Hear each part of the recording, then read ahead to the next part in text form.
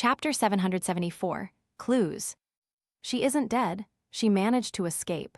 She's actually trying to seek revenge for Prince Edisac. At that moment that he saw Trissy, Klein nearly lost control of his expression. Although he had guessed it based on the conversation, he still felt it exceeded his expectations when the truth was placed before him. Without even the need for a dream divination, he could still recall the great smog of Backlund. Trissy had conversed with him, and back then, she was eager to escape Prince Edisac's control and escape the manipulation of her fate by the hidden person behind the scenes. She felt her daily life was filled with pain. This demoness, who was once a man, had sold her soul to an evil god to help avenge Prince Edisac. What kind of crappy trite romance plot point is this? The corners of Klein's lips twitched as he saw Walter throw a bag of food to Trissy. After hearing him give a few words of advice, he turned and left the secluded path. At this moment, a figure appeared from Member of Parliament Mac's house. It was within Klein's line of sight from where he was standing. It followed the shadows in the street as it quickly approached the entrance to the sewer. She was none other than Hazel, who held a mystical item from the Marauder pathway. She'll encounter Walter. This isn't some entrance to the sewers. It's clearly the entrance to a bustling city. Klein looked down and nearly facepalmed. Upon arriving at the manhole, Hazel warily observed her surroundings for a few seconds before moving the cover away and climbing down. The entire process was done in one fell swoop without any signs of delay. Stepping onto the slightly moist ground, she followed the rusted metal pipes and the sewage that slowly flowed with a clear destination in mind.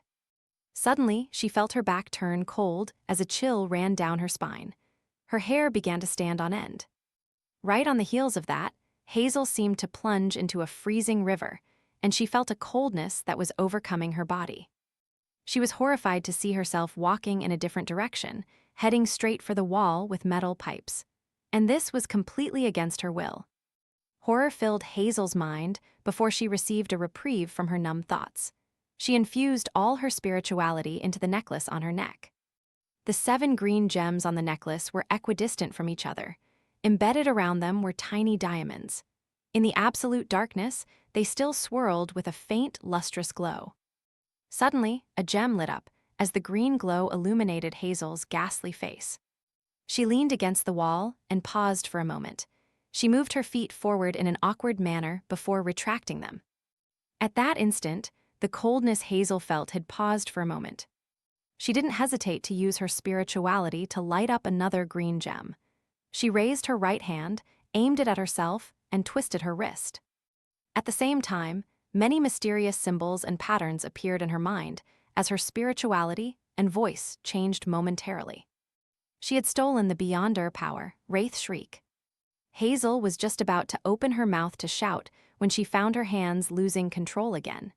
She forcefully and quickly covered her mouth with her hands. Her shriek turned into a muffle as she took a few brisk steps to the wall. She turned into another fork before crouching down in the pure darkness. She tried hard to struggle, but it was useless. She wasn't even capable of activating the necklace on her neck. Hazel's dark brown eyes widened as they filled with horror and indignation. Tears began to well in her eyes before slowly streaming down her cheeks. And at this moment, Walter had come out from another path, returning back to the sewer entrance before climbing up agilely. After he sneaked back into 160 Birkeland Street, Hazel suddenly regained control of her body. She felt that the coldness had completely disappeared. She first raised her hands in surprise, using her night vision to take a glance. Following that, she looked around in a fluster, as though there were countless unknown monsters hidden in the darkness of the sewers. Hazel immediately touched the necklace with her right hand, carefully stood up, and headed for the entrance. She didn't flee in panic, but she instead warily prepared for any attack that would appear from the darkness. Finally, she returned to Birkeland Street, where she saw the black street lamp emitting its light, illuminating the streets that still had the remnant signs of rain. Only then did Hazel speed up her pace and run home. Midway, she suddenly turned back, nervously and frantically closing the manhole's cover. After doing all of this, she followed the shadows and entered her garden. With the help of the gas and water pipes, she entered the balcony to her bedroom. Only at that point did she really have any room to think. She widened her eyes and subconsciously looked around. Slowly, her body began to tremble. She raised her left arm, hoping to use her clothes to wipe her face, but she paused midway, switching to using a handkerchief from her pocket. Hazel still has the basic abilities needed to react. She's not a complete newbie. In the sewers, Senner appeared with his dark red coat and triangular hat as he spoke silently.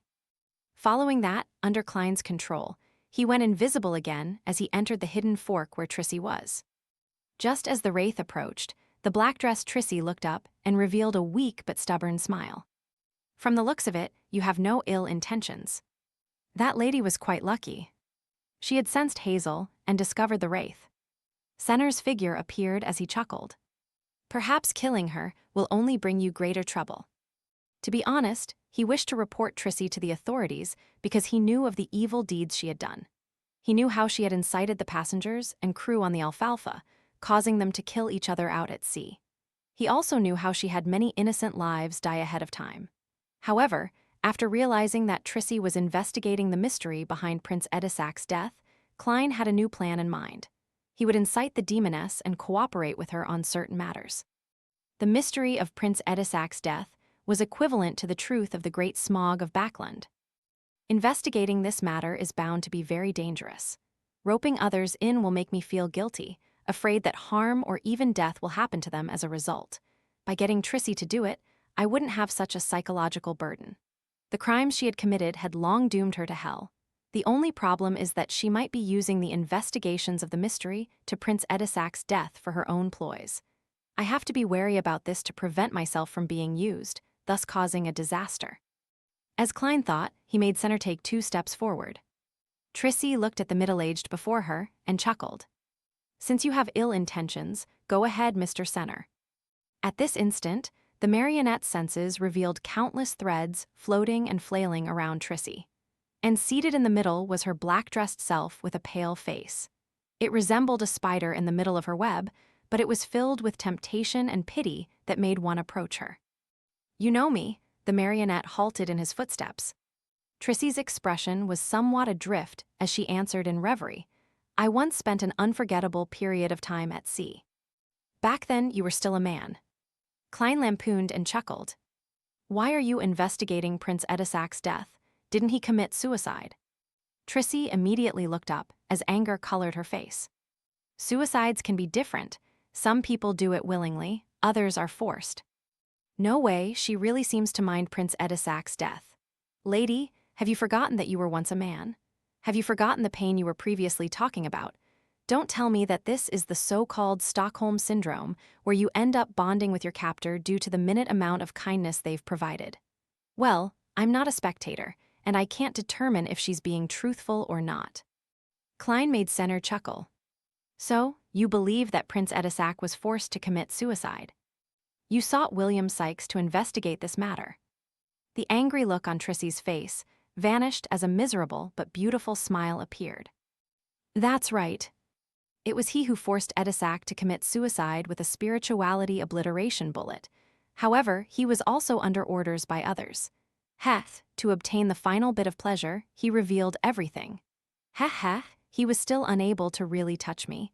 I even showed him my former photo. He died filled with even more misery and despair.